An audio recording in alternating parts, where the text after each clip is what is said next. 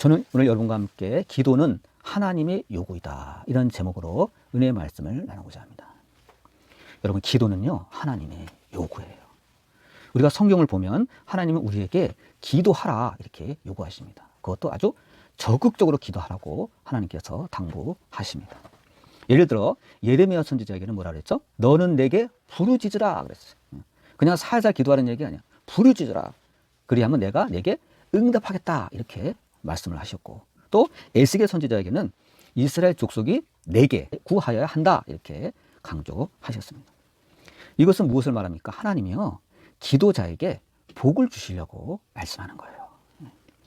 사실 우리에게 기도하라 이렇게 하나님께서 말씀하시는 거는요 하나님께도 부담이 돼요. 왜요? 하라 그래놓고 하나님이 아무런 응답을 안 하신다면 그게 뭐가 되겠어요? 하나님께서 기꺼이 짊어지시겠다는 뜻이에요. 그러니까 얼마나 감사한 거예요. 우리에게 기회가 되고 우리에게 은혜가 되는 것입니다.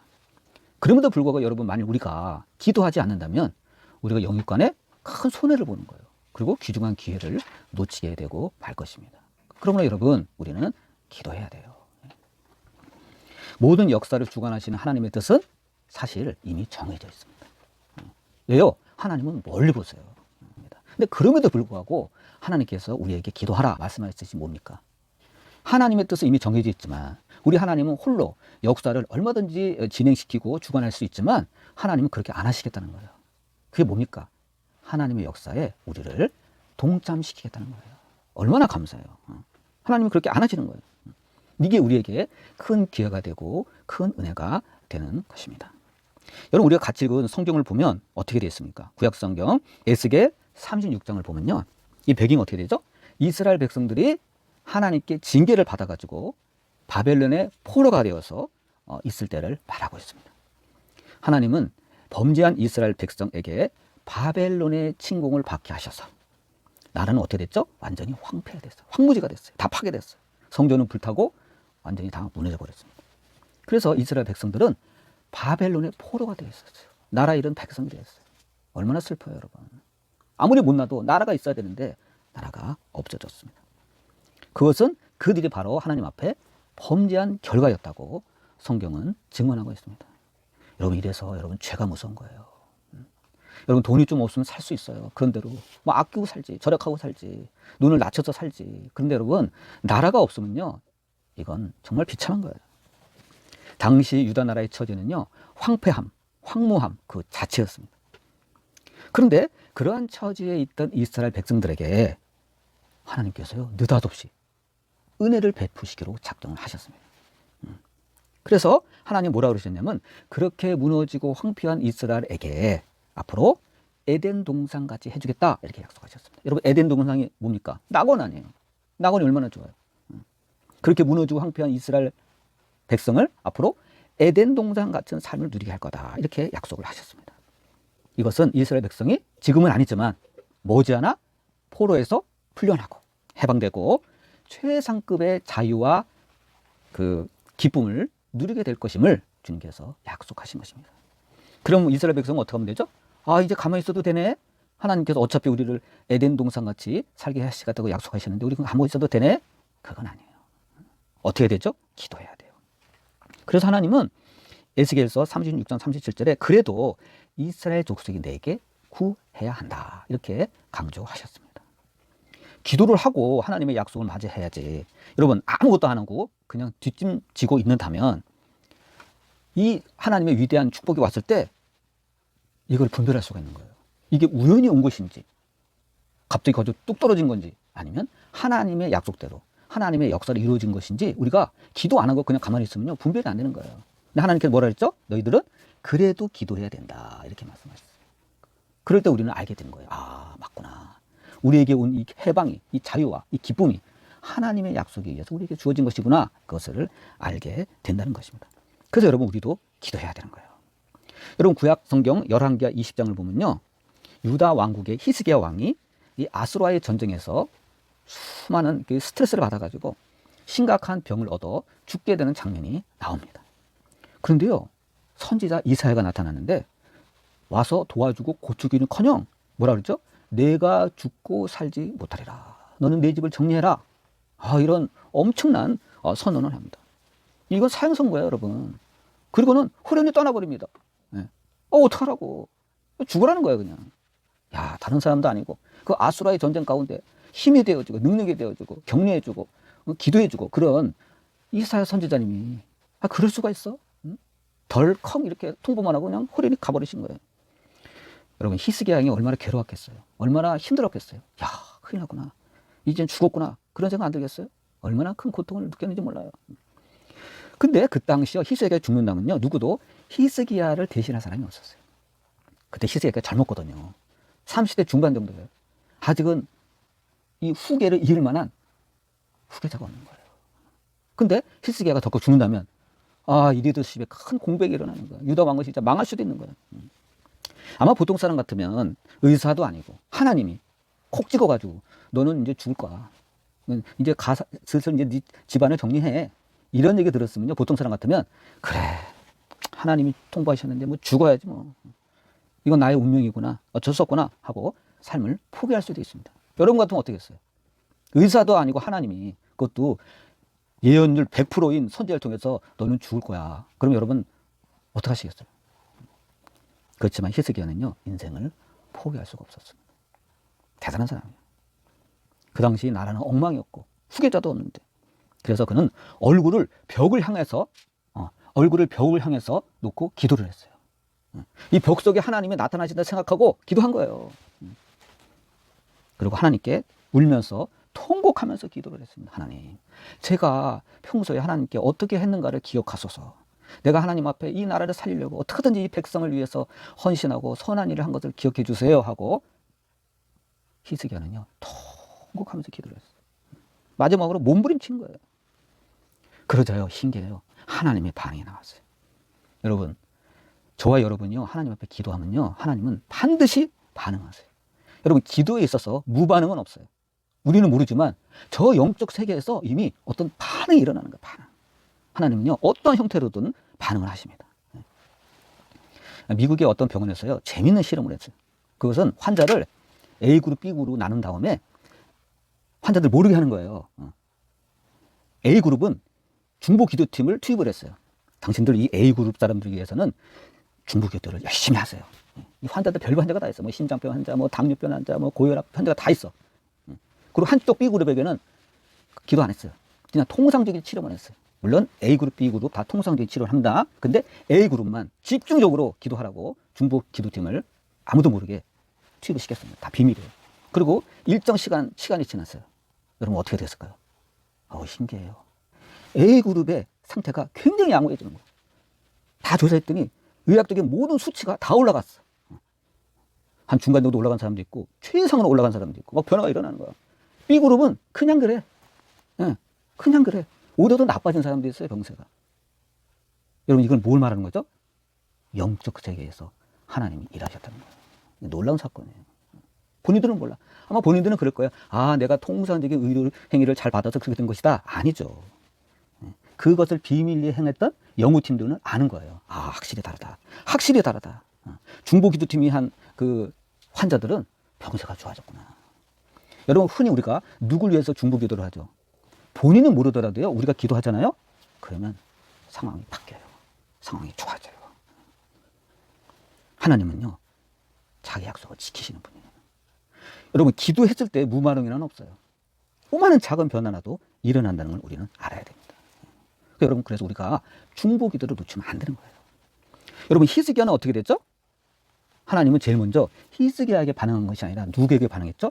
이사야 선지자에게 반응한 거예요. 이사야야, 너 가던 길을 멈추고 다시 왕궁으로 돌아가라.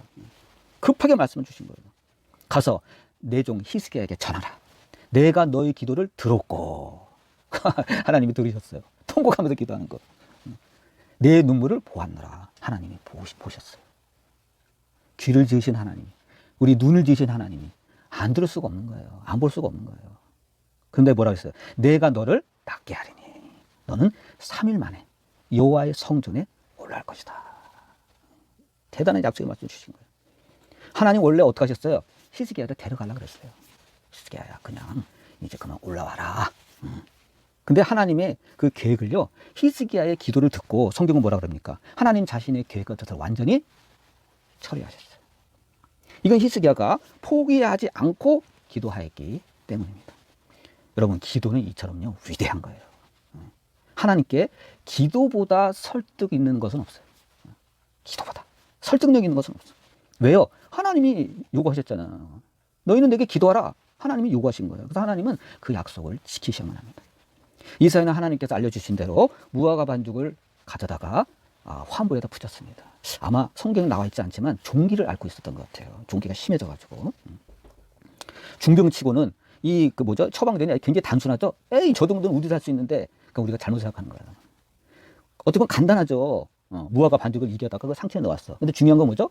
그 무화과 반죽은 그냥 형식적인 거예요. 뭐가 더 중요한 거예요? 그 무화과 반죽에 하나님의 치료의 능력이 임하셨다는 거예요. 이게 중요한 거예요. 병원에서 의사가 치료합니다. 각종 처방을 하고 뭐 주사도 넣고 약도 줍니다. 굉장히 중요하죠. 근데 사람을 살리는 건 뭐예요? 하나님의 능력이 그 사람에게 임할 때 효과가 나는 것입니다. 결과적으로 어떻게 됐죠? 히스기야는 하나님의 예언대로 3일 안에 완치됐고 하나님의 성전에 올라가서 영광을 돌리게 되었습니다. 그리고 하나님은 히스기야의 그 통곡 소리를 듣고 후계자가 없잖아요. 그래서 수명을 15년이나 연장시켜 주셨어요. 그때 여러분 그 주변 나라 사람들이 놀랐어요. 야, 히스기야가 죽는다는 소문 들었는데 어떻게 살았어? 멀쩡해. 깜짝 놀랐어요. 주변 나라 사람들이. 그래서 각국 사람들이 와서 사신을 보내고 그랬잖아요. 이처럼 하나님의 뜻은요 완전히 고정된 게 아닙니다. 우리가 어떻게 기도하느냐에 따라서 하나님은요 자신의 뜻을 철회할 수가 있다는 것입니다. 여러분, 요즘 시대도 얼마든지 이런 사건이 있습니다. 그 미국의 뉴욕에서 목회 중인 이은희 목사라는 분이 있어요. 여자예요. 이분의 간증에 의하면 자신은 목사님의 딸로 태어났는데 하나님도 믿어지지 않았고 천국도 믿어지지 않았고 지옥도 믿어지지 않았대. 그래서 초등학교 때는 아버지의 압력에 의해서 어쩔 수 없이 주일학교에 딱 앉아 있었는데 믿어지지가 않은 거야. 그래서 이은희 학생이 한 중학교 되니까 막 자기 자의식이 싹 트니까 도저히 이게 반발심이 생겨가지고 자기가 볼 땐 자기 아빠 목사님과 장로님들이 서로 짜고 없는 천국을 막 꾸며내가지고 이 교인들을 속이겠다는 생각이 들었대요. 참 웃기죠? 그럴 수 있다고 봐요. 어리니까. 그러다가 이 학생이 이제 대학에 음대를 진학하게 됐는데 음대에 딱 들어가니까 이제 엄마 아빠한테 작별을 구했어요. 엄마 아빠 그동안 키워주셔서 고맙습니다. 이제 제가 피아노 치고 레슨해서 얼마든지 먹고 살 수 있으니까 저 나가서 자취하겠습니다. 하고 집을 나갔어요. 빠이빠이 하고 이제. 근데 나가는 거에 좋았는데 어떤 일이 벌어지죠? 하나님이 역사하신 거예요. 이은희 학생은 아버지의 매 새벽 기도에 눈물의 기도 제목이에요. 하나님, 우리 이은희 좀 불쌍히 여겨주시고 믿음을 주옵소서. 하나님께 돌아오게 해주십시오. 눈물의 기도를 한 거예요. 근데 나갔는데 얼마 있잖아. 몸이 아파서 병원에 갔더니 의사가 학생, 자네는 이거 희귀암에 걸렸어. 아주 희귀암이야. 약이 없어. 3개월밖에 못 살아. 청청분역 같던 소식을 듣습니다. 그래서 이 이은희 학생이 곰곰이 생각하는 거야. 겁이 더 커한 거야. 나 이제 3개월밖에 못 사는구나. 나 아버지가 천국과 지옥이 있다는데, 아니 천국은 그렇다 치고 정말 지옥이 있으면 큰일 났는데 걱정스러운 거야.